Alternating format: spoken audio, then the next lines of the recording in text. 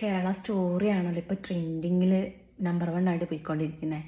അപ്പോൾ ആദ്യം ഒരു കേരള സ്റ്റോറി ഫസ്റ്റ് വന്ന് അത് ഭയങ്കര ഒച്ചപ്പാടും ബഹളമൊക്കെ ഉണ്ടാക്കി. പിന്നെ അതൊരു സംഭവമൊക്കെ ആക്കാനൊക്കെ നോക്കിയിരുന്നു. പക്ഷേങ്കിൽ അതൊരു വലിയ കാര്യമൊന്നും ആയില്ല. എന്നാലും അത് പോരാ അവർക്ക്. അപ്പോൾ അവർക്ക് എന്താക്കണം, ഒരു പാർട്ടും കൂടി വേണം. അങ്ങനെ ഒരു പാർട്ടും കൂടി അവർ ഉണ്ടാക്കിയിട്ടുണ്ട് ഗൈസ്.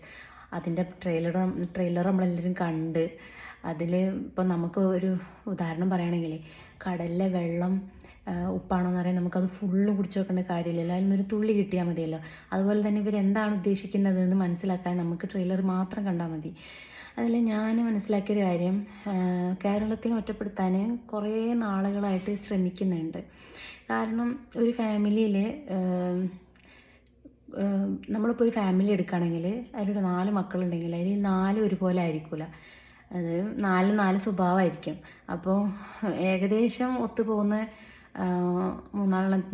മൂന്നെണ്ണത്തിന് ഒന്നിച്ചെടുത്തിട്ട് ആ ഒരു വേറെ ഡിഫറെൻറ്റ് സൈഡിലേക്ക് പോകുന്ന ഒരാളെ ചിലപ്പോൾ ഒന്ന് സൈഡിൽ മാറ്റി വെക്കുമല്ലോ. അതുപോലെയാണ് കേരളത്തിനിപ്പോൾ ഇന്ത്യയിലെ ഈ സംസ്ഥാനങ്ങളിടയിൽ കാണിക്കുന്നതെന്ന് എനിക്ക് ഫീൽ ചെയ്യൽ. കാരണം നമുക്ക് നമ്മളതായ ഒരു വിഷനും മിഷനൊക്കെ ഉണ്ട്. പിന്നെ നമ്മളെ ഒരു ആൾക്കാരെന്ന് പറഞ്ഞാൽ നമ്മളെ ജനത എന്ന് പറയുന്നത് നമ്മളൊരു ഐക്യം പണ്ട് തൊട്ടേ കീപ്പയിലുണ്ട്. എന്നാലും കുറച്ച് എന്താ പറയുക, അബ്ബാസ് ഹാർപ്പിക്കിൻ്റെ പരസ്യത്തിലൊക്കെ പറയുന്ന പോലെ കീടാണുക്കൾ 1-2 കാണുമല്ലോ, അങ്ങനെയൊക്കെ നമ്മളെ ഇടയിലുണ്ട്. പക്ഷെ എന്നാലും മോസ്റ്റ് ഓഫ് നമ്മളെല്ലാവരും കുറച്ച് ഐക്യം കാത്തു സൂക്ഷിക്കുന്നവരാണ്. അതായത് ഇന്ത്യേൻ്റെ ഒരു ഇതെന്ന് പറയുന്നത് തന്നെ നാനാത്വത്തിൽ ഏകത്വം എന്നാണല്ലോ. അത് നമ്മളെ നാട്ടിൽ എന്തായാലും നമ്മൾ കൊണ്ടുവരുന്നുണ്ട് ശരിക്കും. അത് പല ആൾക്കാർക്കും പറ്റുന്നില്ല. ഇപ്പോൾ നമ്മളൊരു പാർട്ടീനെയും കുറ്റപ്പെടുത്തുന്നതോ അല്ലെങ്കിൽ അവർ കുറ്റം കാണുന്നതായിട്ടൊന്നുമല്ല. പക്ഷേങ്കിൽ കുറച്ച് നാളത്തെ ഒരു അപ്രോച്ച് കേരളത്തിനോടുള്ളതെന്ന് പറഞ്ഞാൽ വളരെ മോശമാണ്. കാരണം വളരെയധികം മാറ്റി നിർത്തുക, നമുക്ക് കിട്ടാനുള്ളത്, നമുക്ക് സ്വാഭാവികമായിട്ടും കിട്ടാനുള്ളത് നമുക്ക് തരാതെ നിൽക്കുക. കാരണം അവരെ അജണ്ടയിലേക്ക് മാറാത്തത് കൊണ്ടായിരിക്കണം.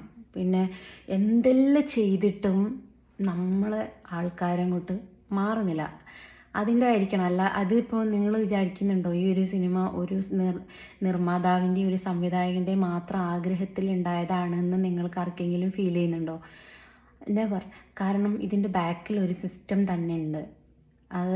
അതിൻ്റെയൊക്കെ ഒരു അവരെ ഒരു എന്താ പറയുക, ഒരു ചെസ് ബോർഡ് പോലെ വിചാരിച്ചിട്ട് അതിൻ്റെ അകത്ത് അവർ കരു നീക്കുന്നതാണ്. അപ്പം നമ്മളിതിൽ കുറച്ച് ആൾക്കാരെ മാത്രമേ പുറത്ത് കാണുന്നുള്ളൂ.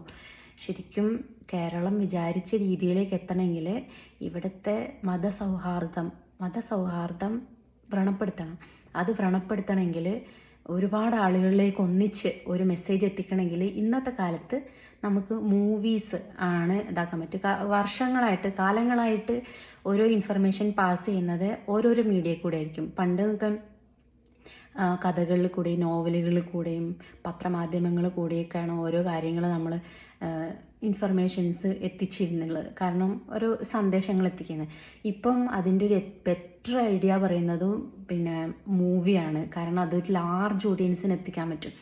അതുപോലെ സോഷ്യൽ മീഡിയ. അപ്പം ഇത് രണ്ടിലും വളരെ നൈസായിട്ട് ഈ ഒരു ഐക്യം ഭിന്നിപ്പിക്കാൻ വേണ്ടിയിട്ടുള്ള കാര്യങ്ങൾ നടത്തേണ്ടത്. അതിൽ ഒന്ന് തന്നെയാണ് ഈ കേരള സ്റ്റോറി. എത്രത്തോളം യാഥാർത്ഥ്യമാണ് എന്നൊന്നുമില്ല. അതിൽ തന്നെ പറയുന്ന എന്താ പറയുക, ബീഫ് വായിൽ കുത്തിത്തിരിക്കി കയറ്റി കൊടുത്തു എന്ന് പറയുന്നത് നമ്മളെ നാട്ടിൽ നടന്നൊന്നല്ല. പക്ഷേങ്കിൽ കേരള സ്റ്റോറി എന്ന നെയിമിൻ്റെ അണ്ടറിലാണ് ഇത് വരുന്നത്. അപ്പോൾ അവരൊരു കാര്യമാണ് പറയാൻ ഉദ്ദേശിച്ചിരുന്നതെങ്കിൽ ആ ഒരു കാര്യം തന്നെ പറയേണ്ടിയിരുന്നു.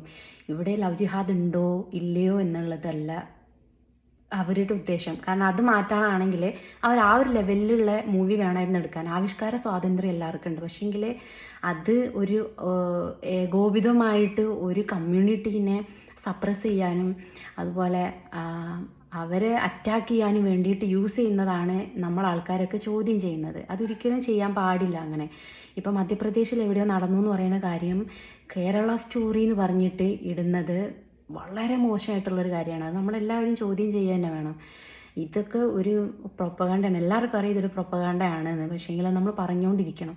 കാരണം ഇതിങ്ങനെ ഓരോന്നോരോന്ന് ചെയ്ത് കുറേ ആൾക്കാർ എല്ലാവരും ഇപ്പോൾ എല്ലാം ഫാക്റ്റ് ചെക്ക് ചെയ്തിട്ട് നോക്കുന്ന ആൾക്കാരൊന്നുമല്ല. ഇപ്പം തന്നെ സോഷ്യൽ മീഡിയയിലൊക്കെ ഒരു ന്യൂസ് വന്നു കഴിഞ്ഞാൽ എല്ലാവരും അതെടുത്ത് ഷെയർ ചെയ്യും. പണ്ടൊക്കെ എല്ലാവരും കിട്ടുന്നേ ഷെയർ ചെയ്യും. ഇപ്പം ആണെങ്കിൽ ആൾക്കാർ അത് ആണോ അല്ലെങ്കിൽ ഇത് സത്യം തന്നെയാണോ, ഇത് ഇപ്പം തന്നെ ഉള്ളതാണോ എന്നൊക്കെ ചിന്തിക്കും. പക്ഷേ ചില ആൾക്കാർ ഇപ്പോഴും ഇത് ചിന്തിക്കില്ല, അവരത് കണ്ണടച്ച് വിശ്വസിക്കും. അപ്പോൾ നമ്മളെ നാടിൻ്റെ ഐക്യം തകർക്കാൻ വേണ്ടിയിട്ടുള്ള കുറച്ച് ശക്തികളുടെ അവരാരായാലും അവരെ ഒരു താല്പര്യമാണ് ഇപ്പോൾ ഇതിലൊക്കെ കാണുന്നത്. കേരള സ്റ്റോറി 1, 2 എന്തിനാണ് കേരളത്തിനെ തന്നെ കേന്ദ്രീകരിക്കുന്നതെന്ന് വെച്ചാൽ മാങ്ങയുള്ള മാവിലല്ലേ എറിയൂ. അപ്പോൾ നമ്മൾ എന്തൊക്കെയോ കാരണങ്ങൾ കൊണ്ട് അവരിൽ നിന്ന് വ്യത്യസ്തരാണ്, അവർക്ക് നമ്മളോട് കണ്ണുകടിയുണ്ട് ഗൈസ്, അതാണ് മെയിൻ. അപ്പോൾ നമ്മളതിലൊന്നും വീഴാതെ നിൽക്കുക, നമ്മൾ എങ്ങനെയാണോ ഉണ്ടായിരുന്നത് അതുപോലെ തന്നെ നമ്മൾ മുന്നേക്കും പോവുക. അതാണ് എനിക്ക് പറയാനുള്ളത്. കാരണം ഇതൊക്കെ കാണുമ്പം തമാശയായിട്ട് ആണെങ്കിൽ പോലും നമ്മൾ പ്രതികരിക്കണം, നമ്മളെ രീതിയിലുള്ള ഇത് പറയണം. കാരണം നമ്മൾ കേരളം മറ്റുള്ള സംസ്ഥാനങ്ങളിൽ വ്യത്യസ്തമാകുന്നത് നമ്മുടെ ആൾക്കാരുടെ ഒത്തൊരുമയും അതുപോലെ നമ്മൾ അങ്ങോട്ടും ഇങ്ങോട്ടുള്ളൊരു സ്നേഹവും പരിഗണനയും അണ്ടർസ്റ്റാൻഡിങ് തന്നെയാണ്. അത് പ്രളയം വന്നപ്പോൾ കണ്ടാണ്. അപ്പോൾ ഇതുപോലെ നമ്മളെ ആൾക്കാർ ഇങ്ങനെ തന്നെ പോകണം. ഒരു ശക്തികൾക്കും നമ്മളെ അങ്ങനെ നശിപ്പിക്കാനൊന്നും പറ്റില്ല. അങ്ങനെ തന്നെ പോട്ടെ.